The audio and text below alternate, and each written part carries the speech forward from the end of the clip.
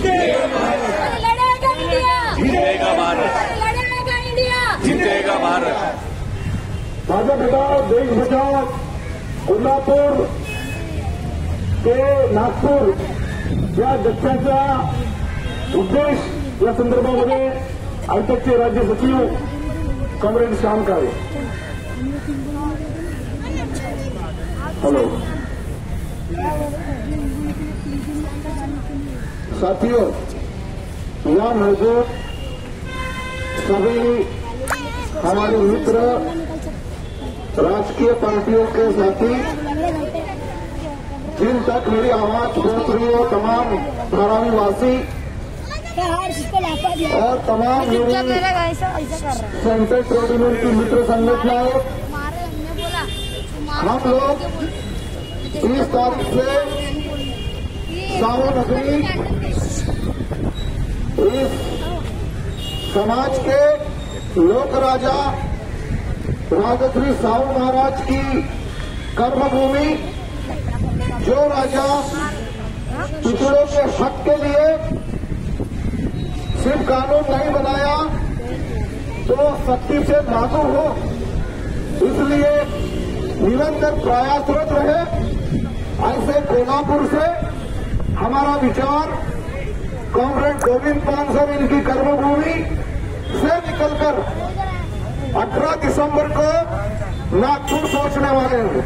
नागपुर जो बाबा साहब भीमराव अम्बेडकर की दीक्षा भूमि, गौतम बुद्ध की महान परंपरा से शांति और प्रगति का, समानता का मंत्र देने वाली दीक्षा भूमि और देश के महान नेता कॉमरेड ए.बी. वर्धन की कर्मभूमि तक हम लोग जाने वाले हैं।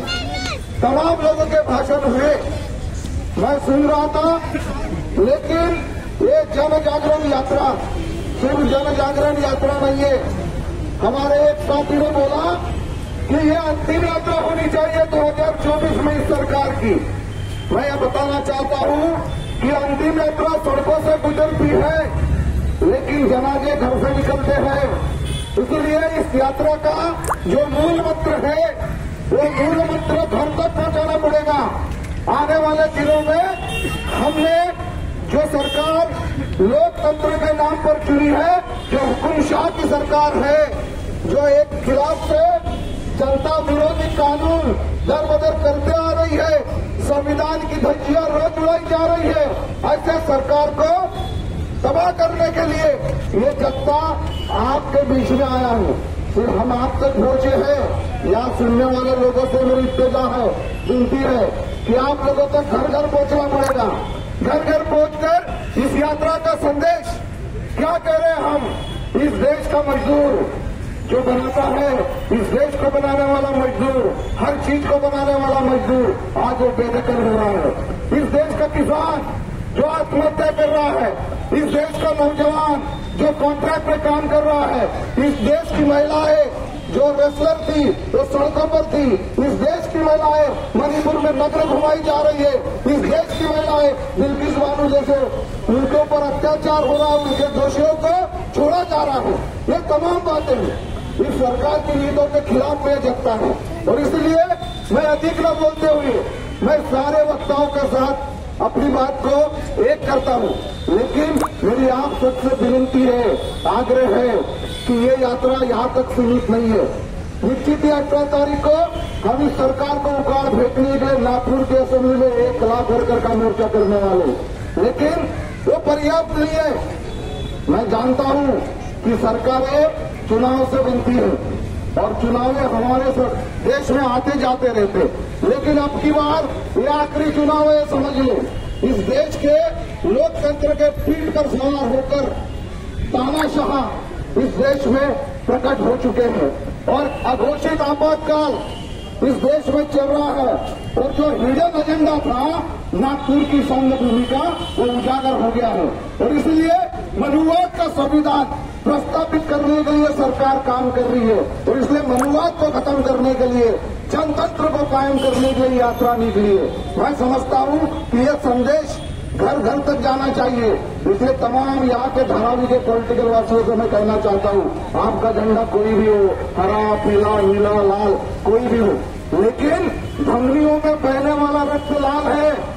इसलिए आप समझ लो कि इस संघर्ष में बलिदान भी देना पड़ेगा, डटना भी पड़ेगा, घर घर तक जाना पड़ेगा, आवाम को जगाना पड़ेगा और आने वाले 24 को ये मनुवाद की सरकार को, इस हुकुमशाह सरकार को बर्बाद करने के लिए हमारी एकता को बुलंद करना पड़ेगा।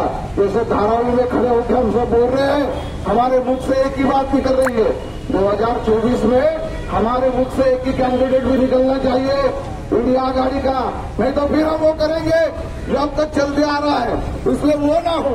समझदारी इसमें है कि आप जो जिसके साथ लड़ाई है वो बताता है कि मेरा 56 इंच का सीना है और इसलिए हम 18, 20, 22 सीने वालों ने एक होने की जरूरत है और हमारा सीना उससे बड़ा करना है। तो इसलिए इसका मुकाबला करने के लिए मैं समझता हूं कि हमारी एकता बुलंद होनी चाहिए, हमारी एकता मुकर होनी चाहिए और वो एकता को कायम करने के लिए जन जागरण यात्रा निकली है। यही संदेश है इसका। मैं समझता हूं अधिक न बोलते हुए धारावी वासियों ने वो शॉर्ट पीरियड में अच्छा कार्यक्रम आयोजित किया, इसलिए मैं धारावी वासियों का महाराष्ट्र आईटी की तरफ से धन्यवाद अदा करता हूं, उनको लाल सलाम पेश करता हूं। इंकलाब जिंदाबाद, संघर्ष जिंदाबाद।